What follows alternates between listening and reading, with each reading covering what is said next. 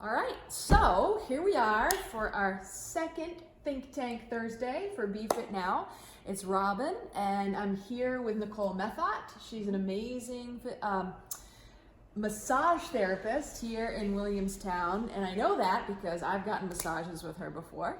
And we share quite a few clients, so it's fun when, of course with their permission, that we talk back and forth a little bit, and it really helps inform the treatment and helps people feel a lot better faster if their team is talking to one another. So we love doing that together. Awesome. Yeah, the collaboration's amazing. it's really good, right? Yeah. So Nicole is here with me today because we're going to talk about the MELT method. And we're going to be Nicole's going to start doing some workshops again, which she's done in the past. Yeah. And she's going to do the first one here again at BeFIT on October 6th, which is a Sunday at 10 to 11:30. So a 90-minute sort of introductory workshop. If you're already familiar with MELT, it's always a great review. So it's really good for all abilities and anyone with a lot or a little experience with MELT. Cool. So I know, because I work with people all day, you work with people all day. We need to take care of ourselves too, so that we can keep doing this, right? Yep. So tell me a little bit why you got into MELT in the first place. So I was starting with my massage practice in New York City, and I came across this MELT class at the JCC in New York. Sue Hitzman, she's the creator of the MELT method, was just giving weekly classes, and my Pilates instructor actually said, you have to come take this class. It's really simple. I can't explain it, but you have to take it. And so we use little rubber balls and these very forgiving, like soft foam rollers to effectively hydrate your connective tissue. And when I was in massage school, it was always sort of the missing link. We took an introductory class on fascia, but we kind of touched upon it, but we didn't sort of dive deep. And now in the world of science, we really know a lot more about fascia. And so it was just exploring fascia, and it's a self-care method that sort of simulates manual therapy.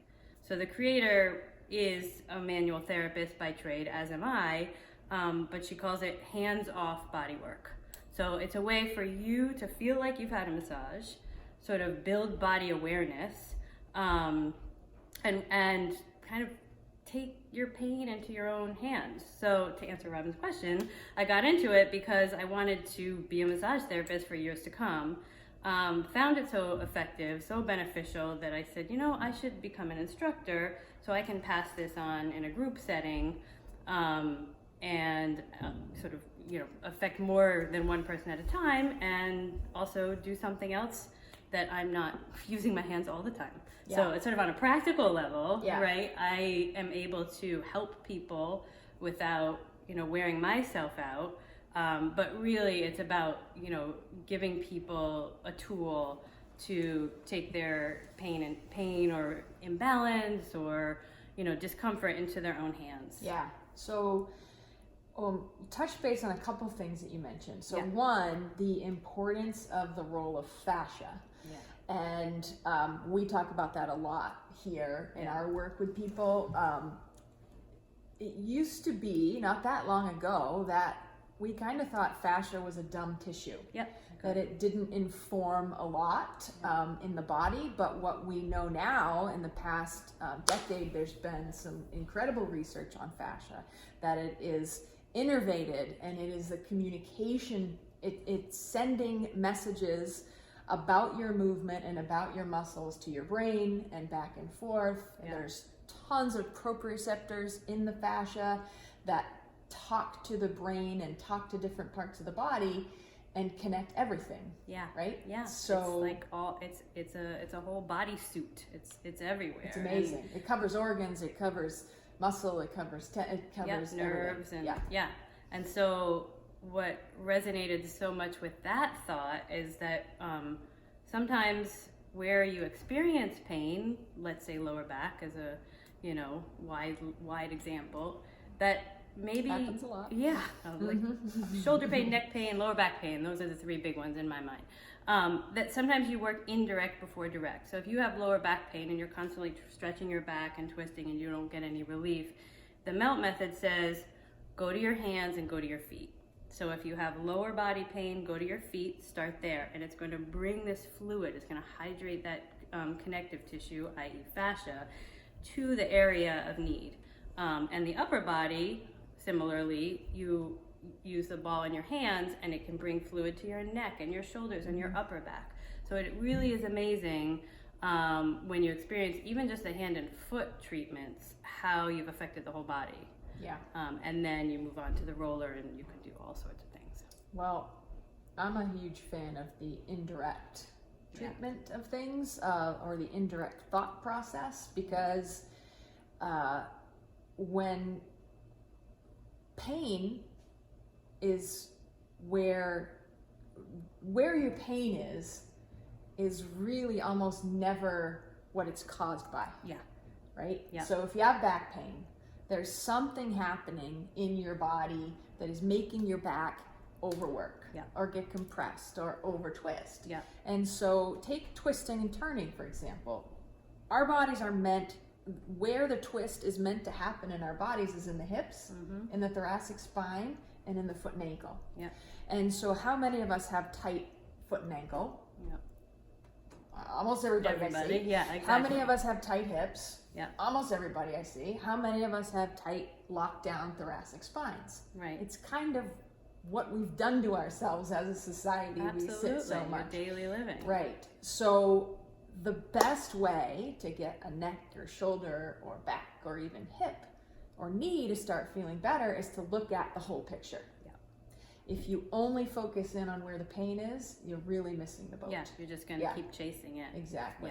Yeah. So Sue this is a great adjunct to what we do here, for sure. Yeah. And I know that you use this for yourself, but you also recommend in between massages or in between whatever else people are doing, in between coming to BeFIT or in between doing running whatever a they're marathon doing. or doing yoga. Or it's never meant to replace anything you already enjoy doing. Is it kind of meditative too, a little bit? It is. I've tried to teach classes with music in the background and it doesn't really work. It is very, because you're getting so in your body, you don't really want the distraction. And so quiet, it's meditative, it's very, it requires self-awareness. So a big term we use in the melt method is your body sense, not your common sense. So take all your common senses out of it and use your body sense. So we do a couple of things with our eyes closed, and we take assessments. We take assessments over and over. So you'll do 10 minutes of, let's say in an hour class, you'll do 10 minutes of work, and then you'll come back to your rest assess and reevaluate how your body has changed. Your common sense. It's your common common sense out of it, and use your body sense. Okay. I think of it as your kinesthetic sense, in, a sort of body term. But it really, it's so all these reassessments that you do throughout the practice, it's training your brain to notice the changes. Yeah. Right? Because someone can tell us to go home and do all these things, and we're doing them, check.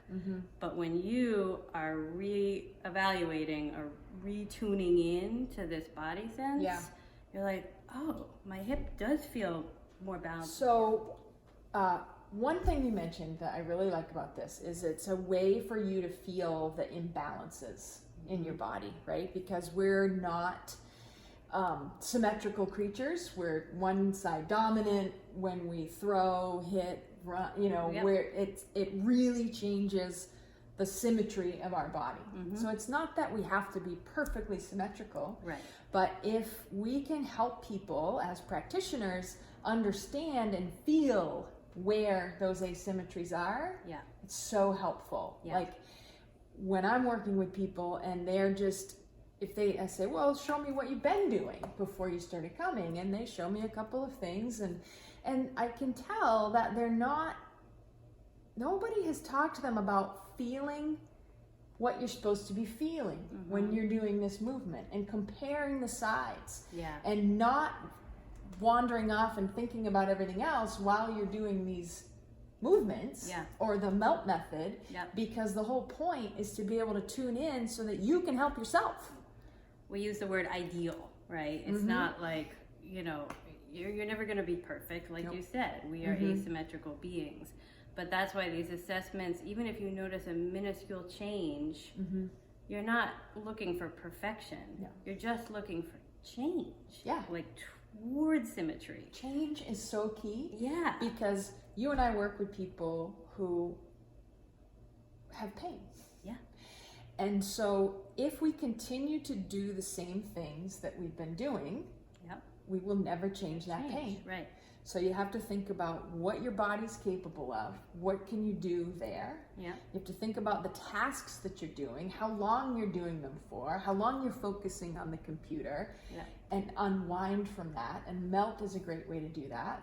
Movement is a great way to do that. And you have to think about the environment that you're working in. So it's all about the individual, the tasks, and the environment. And there's a mix in there that if some of that doesn't shift around and change, you're not going to feel better.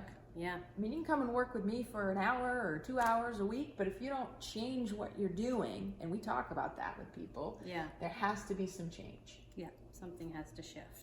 And what I just have loved about this method is that, you know, Uber athletes have said they've increased their running time or their flexibility, but also a dear friend who wasn't in her body, it got her back in her body. It jump-started her into all this other stuff she's now doing.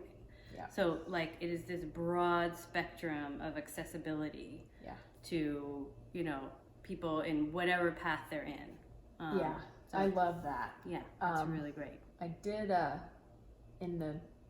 made a video earlier this week about mindset. And what I was talking about was the difference between goals and having a system.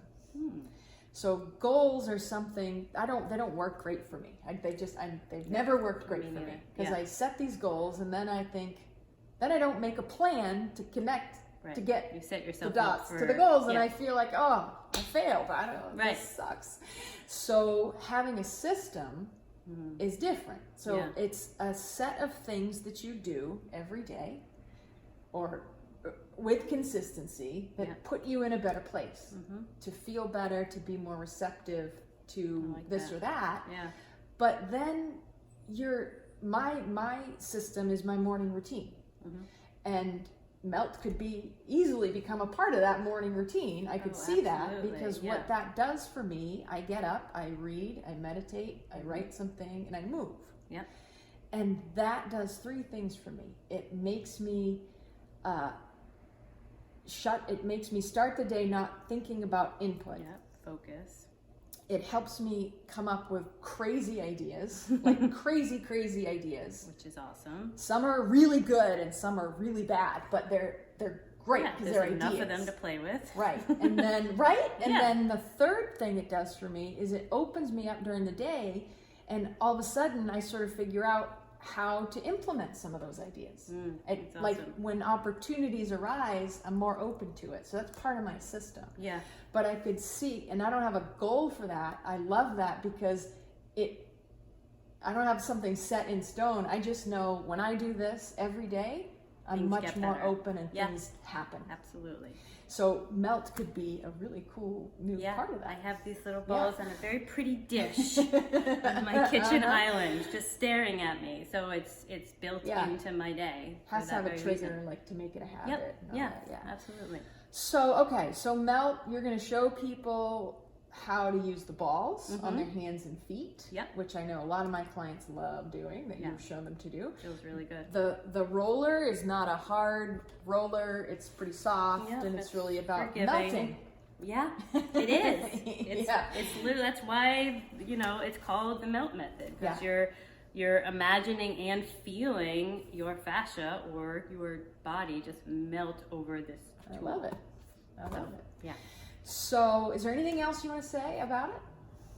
No, just come try it. It's just fun, right? So, it's going to be October 6th here at BeFIT at 10. Yep, to 10, 11:30, so an hour and a half on a Rollers will be Sunday. provided, balls will be provided. And you said you were going to give Yeah.